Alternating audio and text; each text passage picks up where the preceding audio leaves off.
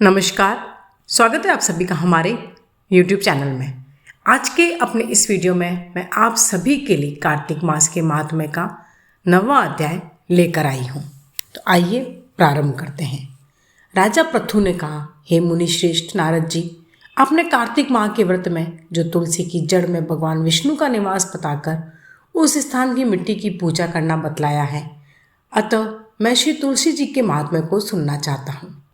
तुलसी जी कहाँ और किस प्रकार उत्पन्न हुई यह बताने की कृपा करें। नारद जी बोले, राजन, अब आप तुलसी जी की महत्ता तथा उनके जन्म का प्राचीन इतिहास ध्यानपूर्वक सुनिए। एक बार देवगुरु बृहस्पति और देवराज इंद्र भगवान शंकर का दर्शन करने कैलाश पर्वत की ओर चले।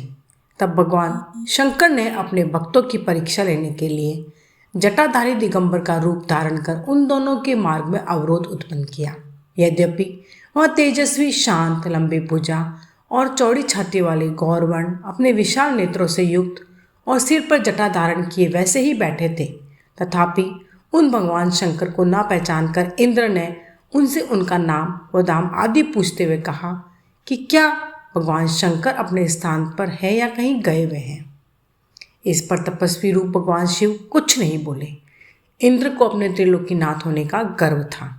उसी अहंकार के प्रभाव से वह चुप किस प्रकार रह सकता था। उसने क्रोधित होते हुए उस तपस्वी को ढूंढकर कहा, अरे, मैंने तुझसे कुछ पूछा है और तू उसका उत्तर भी नहीं देता है।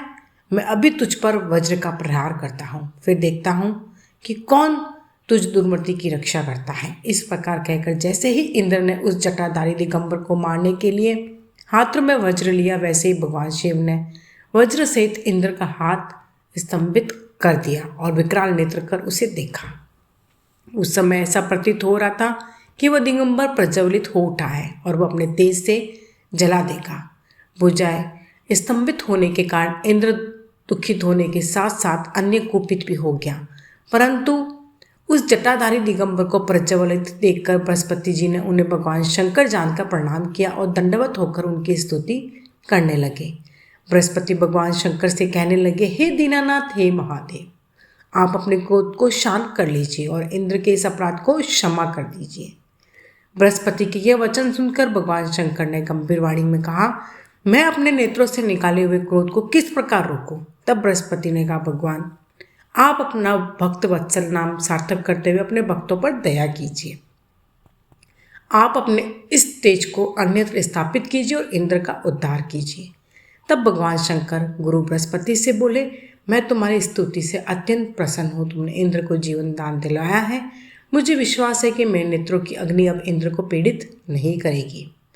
बृहस्पति से इस प्रकार कहकर भगवान शिव ने अपने मस्तक से निकाले हुए अग्निमय तेज को अपने हाथों में ले लिया और फिर उसे क्षीर सागर में डाल दिया। तत्पश्चात भगवान शंकर अंतर्ध्यान हो गए। इस प्रकार जिसको जो जानने की कामना थी उसे जानकर इंद्र और बृहस्पति अपने अपने स्थान को चले गए। तो यह था कार्तिक मास के महात्म्य का 9वां अध्याय। वीडियो पसंद आया हो तो लाइक, शेयर एंड सब्सक्राइब करना ना भूलिएगा। जय श्री कृष्ण, जय श्री हरि।